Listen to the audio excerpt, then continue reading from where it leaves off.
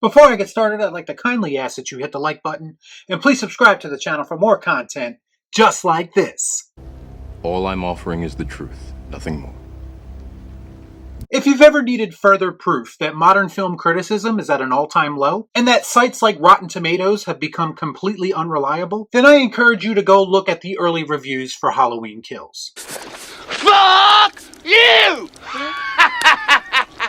Now, I've made my feelings very clear about this film. I'm cautiously optimistic. Best case scenario, we get a fun, balls-to-the-wall slasher movie. Worst case scenario, we get heavy-handed commentary about modern society. Based on the reviews I've been reading, it seems like it's more in line with the balls-to-the-wall slasher movie. And for some reason, it appears certain critics have a problem with that. Why do we think that is? Is it because, once again, modern critics are focused on all the wrong things? It certainly appears so. When I sit down to watch a slasher movie, I'm not necessarily looking for deeper meanings. If they are there and they are subtle, then that's great. But all of that has to take a backseat to the reasons why we watch horror movies in the first place.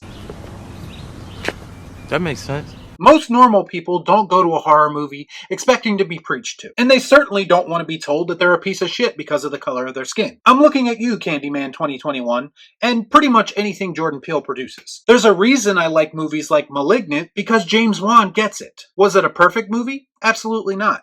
But its prime reason for existing is to entertain me. And for that reason, I enjoyed it. And this is exactly what a Halloween sequel should be concerned with doing as well. And for all intensive purposes, it looks like it's accomplished just that. But surprise, surprise, critics are giving it shit because of it. I always say that people like to use reviews and Rotten Tomato scores when it's beneficial to their argument. That is until those same sources start to attack things that they love. And that's exactly what the Halloween community is experiencing right now.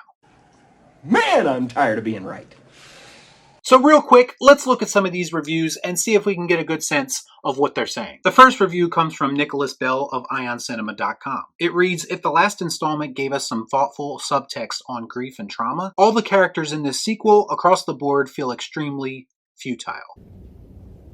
Believe it or not, Nicholas, in most horror movies, and specifically slasher movies, oftentimes the characters do feel futile. And that's kind of the point. They are expendable. They exist just to be murdered by the killer. It sounds to me like you want every character in this slasher movie to have some kind of greater purpose. If that's the case, then you might be watching the wrong movie. Up next, we have Jessica Klang from The Playlist, and she's considered a top critic. Ooh, fancy. She says that the writer strayed dangerously close to getting rid of the one relationship of any substance at all. The symbiotic link between Laurie Strode and her eternal, faceless nemesis. Of all the things that Halloween Kills had to kill, why that? Surely you can't be serious. I am serious. And don't call me Shirley. I don't know if you've been paying attention, Jessica, but it's already been established in Halloween 2018 that this link between them doesn't really exist anymore, and it's not as personal as it used to be. That's why they intentionally removed the brother-sister dynamic. And that's something that I actually like because I prefer Michael to be a little bit more mysterious. I think he's much scarier when he's without purpose and without connections. So again, I think you might have missed something when watching Halloween 2018 and then watching Halloween Kills as a follow-up. And then there's Philip DeSemlin from The Playlist, who says it feels so rote and old school, especially during such an exciting era for the genre. Go fuck yourself, pretty boy. First off, this guy sounds like a fucking hipster using the word rote in a movie review. And he doesn't like how this movie feels old school? So you mean to tell me it's gonna make people feel like they did when they watched slasher movies from the past? Since when is something being old school a bad thing? I'm honestly praying for a more old school mentality when it comes to making films these days. Because everything new school tends to fucking suck. And what exactly does he mean by referring to this era as an exciting era in horror? What exactly is exciting about modern horror movies? In fact, most times I find them to be very generic, but this guy must really be desperate for the socially conscious horror that seems to be everywhere right now. Because God forbid people just go into a movie and forget about real world problems, am I right? There's a reason that people still show up for Michael Myers movies to this day. And that's because there's nothing new or exciting out right now that's better than Michael Myers. 1, shot him 6 times. I shot him in the heart.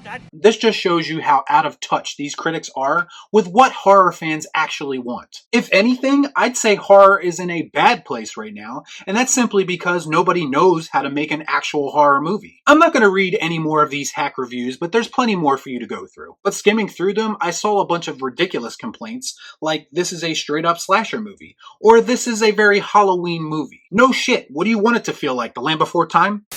Oh, I got a live one here. Film criticism is dying, and it's up to people like me and some other people on YouTube to save it. When you go to sit down and critique a movie, you have to take into account the type of movie that you're watching. Does it work as a slasher? It appears that it does, so I think people looking for a slasher will probably enjoy it. Just because a movie doesn't check all your socially conscious boxes doesn't mean that it's bad. In fact, after reading these reviews and hearing that as a complaint, I'm actually looking forward to Halloween Kills much more now. Form your own opinion, folks. That's the bottom line here. Professional film critics can no longer be trusted to do the one thing that they are paid to do. That's why I encourage you to support people on YouTube who are actual movie fans and not self-righteous assholes. I knew it. I'm surrounded by assholes. So let me know what you thought about all this in the comments down below. As always, please like, comment, share, subscribe to the channel, hit that bell for notifications, and I'll see you next time right here on Real Shift. Thanks for watching. Peace out. Y'all be cool. Nah.